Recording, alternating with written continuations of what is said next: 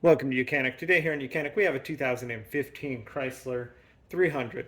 This Chrysler 300, we are going to show you how you get in with your manual key and then to be able to start your car in case your key fob battery is dead. Your car will still start with the key fob battery dead, but you do need to have the key fob with you to put it in the location where you need to be able to start this car. So to start with, same process if your 12-volt battery was dead. To be able to get in the vehicle is we have our key fob here. Just be able to unclip it and pull it out. That's our metal key that we can put into the door to unlock the door. Twisting that counterclockwise, that unlocks the door. And then you'd be able to open the door, get in, and now we'll need to go through this step in which you need to be able to start the car.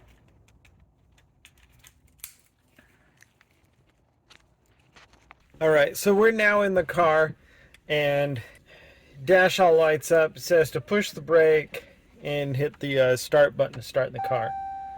Now it's beeping at us and it's going to come up.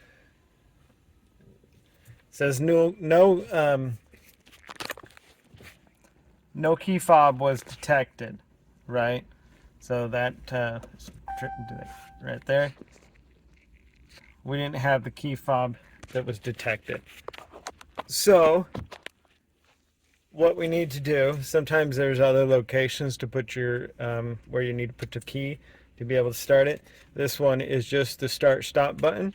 So you'll just take your key, the fob itself, and be able to hold it on the button, the start stop button, and then you'll be able to start your vehicle and be able to get to your destination. And then you'll need to replace your battery in here for it to continue to work, if you want to be able to use the electronic open the doors and so forth like that. But this will always continue to start your vehicle because with it close proximity, it can read the computer chip that's inside here for your vehicle to start.